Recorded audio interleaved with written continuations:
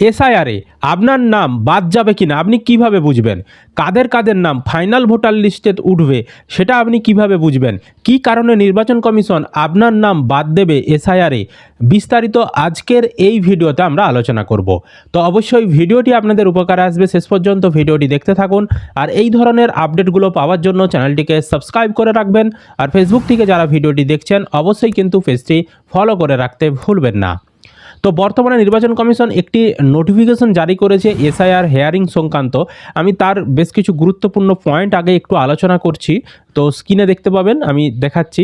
নোটিফিকেশানে কিন্তু যে গুরুত্বপূর্ণ পয়েন্টগুলো বলা হয়েছিল হেয়ারিং সংক্রান্ত, তো সেগুলো আমি একটু আগে আলোচনা করছি। দেখুন এখানে 1 নম্বর পয়েন্টে যেটা বলা হয়েছিল যে 31শে জানুয়ারি 2026-এর মধ্যে যাদের যাদের নামে হেয়ারিং জেনারেট করার রয়েছে, আর মানে যাদের যাদের বাড়িতে হেয়ারিংয়ের নোটিশ যাবে সমস্ত কিছু একদম ওই তারিখের মধ্যেই জেনারেট করে ফেলতে হবে। ঠিক আছে, তো ওই তারিখটা ইতিমধ্যেই আমরা ক্রস করে চলে এসেছি। তারপর বলা হয়েছিল 1 ফেব্রুয়ারি 2026 তারিখ 5 PM ওই সময়ের মধ্যে যাদের নামে নোটিশ জেনারেট হয়েছে তাদেরকে কিন্তু সমস্ত নোটিশ বিলি করে দিতে হবে বা তাদের বাড়ি বাড়ি পৌঁছে দিতে হবে। তারপর 3 নম্বর পয়েন্টে বলা হয়েছিল যে যাদের যাদের নামে নোটিশ ইস্যু হচ্ছে তাদের কিন্তু তার পরবর্তী 7 দিনের মধ্যে, ঠিক আছে, তার পরবর্তী 7 দিনের মধ্যে হেয়ারিং করিয়ে নিতে হবে। আর 4 নম্বর পয়েন্টে বলা হয়েছিল যে যাদের আগে ইতিমধ্যেই হেয়ারিং হয়ে গেছে তাদের সমস্ত ডকুমেন্ট 2রা ফেব্রুয়ারি 2026 তারিখের মধ্যে অনলাইনে ইলেকশন কমিশনের ওয়েবসাইটে আপলোড করতে হবে। ঠিক আছে, সুতরাং হেয়ারিংয়ের যে নোটিশ জেনারেট তা কিন্তু ইতিমধ্যেই সম্পূর্ণ হয়ে গেছে এবং আর কিন্তু মানে যাদের যাদের বাড়িতে হেয়ারিংয়ে নোটিশ পাঠানোর কাজ সেগুলো ছিল সেগুলো কিন্তু ইতিমধ্যেই প্রায় শেষ পর্যায়ে চলে এসেছে। নতুন করে আর কোনো হেয়ারিংয়ের নোটিশ জেনারেট হবে না, যেগুলো জেনারেট হয়ে আছে সেগুলোই এবার আপনাদের বাড়িতে বাড়িতে পাঠানো হবে এবং 7 দিনের মধ্যেই কিন্তু সমস্ত হেয়ারিংয়ের কাজ আরে শেষ হয়ে যাবে। বুঝতে পেরেছি? এবার এই হেয়ারিংয়ের সঙ্গে সমস্ত কিছু সম্পর্ক রয়েছে, তার কারণ হচ্ছে আপনার নাম ফাইনাল লিস্টে উঠবে কি উঠবে না এই হেয়ারিংয়ের সঙ্গে তার কিন্তু একটা সম্পর্ক রয়েছে। তো এতে দুটো বিষয় আলোচনা করার রয়েছে। একটা হচ্ছে যাদের হেয়ারিংয়ের নোটিশ আসলো না তাদের কি হবে, যাদের হেয়ারিংয়ের নোটিশ আসলো না, যাদের নাম ড্রাফট ভোটার লিস্টে ছিল, ঠিক আছে, ডিসেম্বর মাসে যে ড্রাফট ভোটার লিস্ট প্রকাশ করা হয়েছিল সেখানে যাদের নাম ছিল অথচ তাদের কোনো হেয়ারিংয়ের নোটিশ আসেনি, তাদের নাম কিন্তু অটোমেটিক কোথায় চলে যাবে? তাদের নাম অটোমেটিক কিন্তু ফাইনাল ভোটার লিস্টে চলে যাবে। তাহলে ফাইনাল ভোটার লিস্টে আপনার নাম কিন্তু 100% থাকবে যদি আপনার কোনো হেয়ারিংয়ের নোটিশ না এসে থাকে, যদি আপনার নাম ড্রাফট ভোটার লিস্টে থেকে থাকে। বুঝতে পারলাম? আরেকটা বিষয়, সুপ্রিম কোর্টের নির্দেশে কিছুদিন আগেই দেখবেন পঞ্চায়েতে বিডিও অফিসে শুনানির নোটিশ টাঙানো হয়েছিল, মানে কাদের কাদের নামে শুনানি আসবে, ডিসক্রিপেন্সি লজিক্যাল ডিসক্রিপেন্সির নামের লিস্ট এছাড়াও আনম্যাপড ভোটারদের নামের লিস্ট টাঙানো হয়েছিল।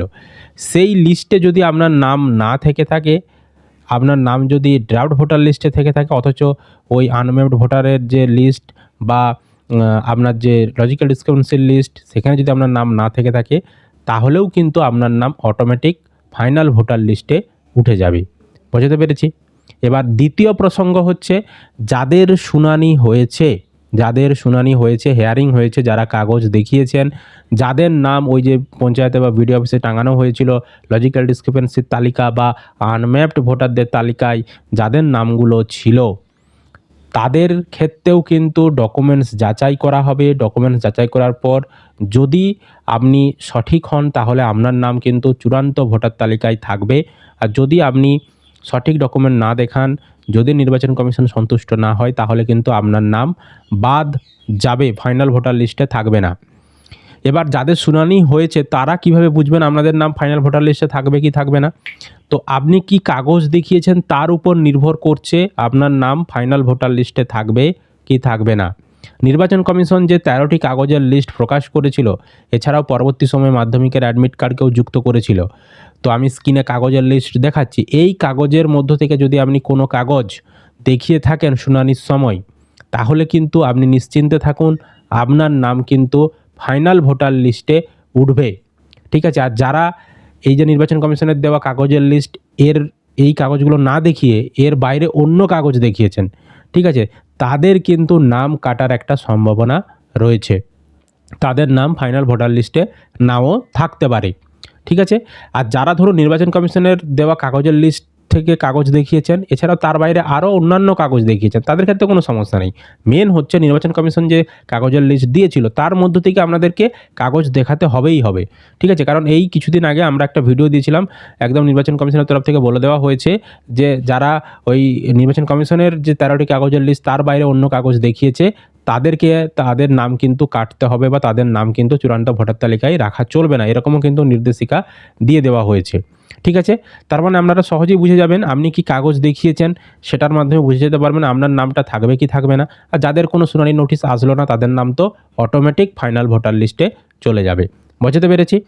এবার 14ই ফেব্রুয়ারি আপাতত ফাইনাল ভোটার লিস্ট প্রকাশ করার ডেট রয়েছে, যদি না ডেট পিছাই, আপাতত এখনও পিছানোর কোনো খবর দেয়নি কমিশন, যদি দেয় পরবর্তী সময় সেটা জানাবো, তবে আপাতত কোনো দেয়নি, আপাতত ফিক্সড ডেট ওই 14ই ফেব্রুয়ারিই রয়েছে।